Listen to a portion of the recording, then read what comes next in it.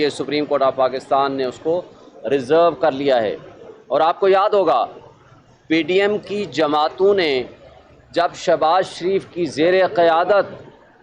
یہ اقتدار پچھلے 16 مہینے 17 مہینے پہلے سنبھالا تھا، انہوں نے 3 کام کیے تھے۔ نمبر 1، سب سے پہلے نیب لاء کی ترامیم کی تھیں، کیونکہ انہوں نے جو ان کا لاء منسٹر تھا وہ شخصیت تھے جو شریف فیملی کے وکیل تھے۔ انہوں نے اپنے سب مقدمات سامنے رکھے اور اس کلاس سے جہاں سے وہ متاثر ہو رہے تھے اور ان کے خلاف مقدمہ سٹرانگ ہو سکتا تھا اور سزا ہو سکتی تھی، اس حساب سے انہوں نے نیب کے اندر ترامیم کر دیں۔ اور ان کو واحد پولیٹیکل پارٹی وہ ہے جو عمران خان اور پی ٹی آئی، انہوں نے اس کو چیلنج کیا، اور اس چیلنج کرنے کے بعد تھرو آؤٹ آج تک ان کے خلاف 180 سے زائد مقدمات بنائے گئے پولیٹیکل وکٹمائزیشن کے لیے، ان کو مجبور کرنے کی کوشش ہوئی کہ کسی طریقے سے وہ اپنے اس پوائنٹ آف ویو سے اور اپنے اس فیصلے سے پیچھے آ جائیں۔ اسی کے ساتھ آپ دیکھیں دوسرا انہوں نے فیصلہ جو کیا تھا، اوورسیز کا رائٹ آف ووٹ ختم کیا تھا، اس لیے کہ ان کو پتا تھا کہ اوور سائز کا 99% ووٹ عمران خان کے حق میں ہے۔ تیسرا انہوں نے کام جو غلط کیا تھا وہ الیکٹرانک ووٹنگ کا جو طریقہ کار تھا اس کو واپس لے لیا تاکہ فورجری اور ریگنگ الیکشنز میں ہو سکے۔ یہ 3 کام کیے، اور آخری دن جاتے جاتے آخری 10 دن پہلے آپ کے سامنے شاہد خاقان عباسی نے خود ان کے سابق پرائم منسٹر نے یہ الزام لگایا کہ اس میں 15 سے 25-30 کروڑ کے درمیان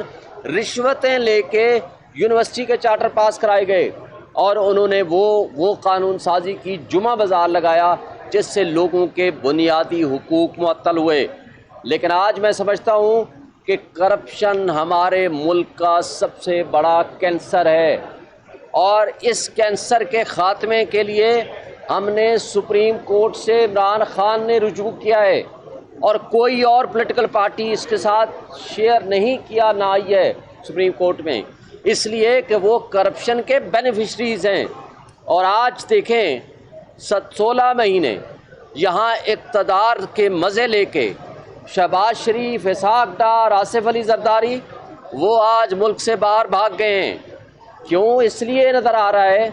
کہ جاتے جاتے ان کی اپنی مسلم لیگ نون کی سابق ایم پی اے جگنو محسن کہتی ہے کہ 1 ارب روپیہ ان کو آخری دنوں میں دے دیا گیا ہر ایم این اے کو، تاکہ وہ آگے اپنے الیکشن کی تیاریاں کریں، جو کہ 332 بلینز بنتے ہیں۔ 332 بلینز کا اس طرح ہوا میں اڑایا جانا، یہ ساری چیزیں شو کرتی ہیں کہ اس پاکستان کو، قوم کو ڈیفالٹ کے قریب پہنچانے والے یہ لوگ تھے۔ اس لیے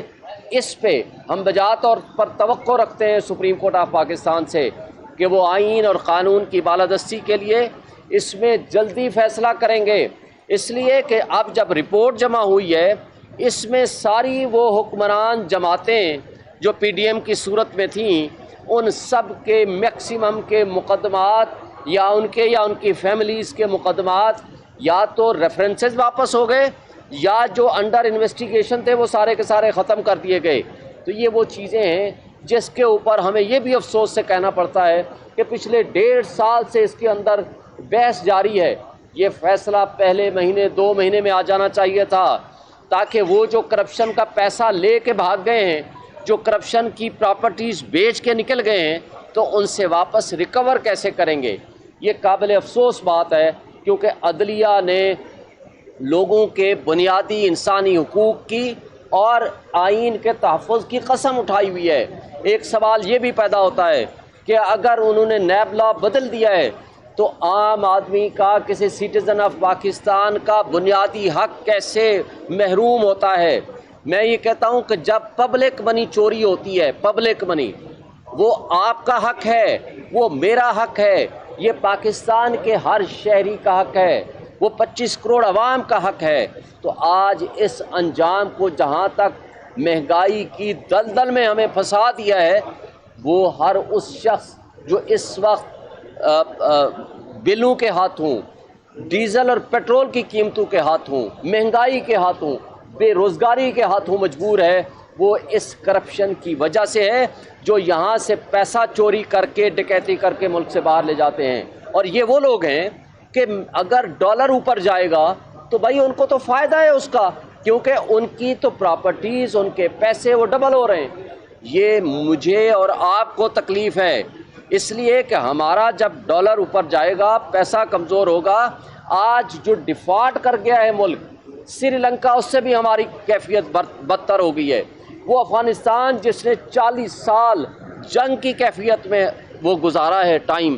آج وہ پوزیشن ہے کہ ان کے ہاں 80 سے بھی کم ریٹ ہو گیا ہے ان کا ڈالر کا، افغانی کرنسی کا، اور ہم کہاں پہنچے ہوئے ہیں یہ ساری کچھ آپ کے سامنے ہے۔ لیکن ایک بات میں کریڈٹ دیتا ہوں کہ چیف جسٹس سمرتا بندیال صاحب کو، کہ بہرحال اس تمام تر صورتحال کے باوجود انہوں نے ریزرو کیا ہے اور فیصلہ کیا ہے کہ ہم اس کو جلدی سنائیں گے اس کا فیصلہ۔ Thank you.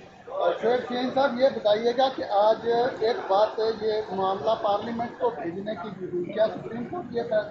معاملہ 18ویں ترمیم کی طرح پارلیمنٹ کو بھیج سکتی ہے اس وقت، اور اگر بھیجتی ہے تو پارلیمنٹ تو موجود نہیں ہے؟ دیکھیں، پارلیمنٹ میں بھیجا جانا غلط بات ہوگی۔ آپ اس کی وائریز کو جب چیلنج کیا گیا ہے کہ جو لوگ پرسن اسپیسیفک جن کے اپنے مقدمے ہیں وہ قانون سازی کر رہے ہیں،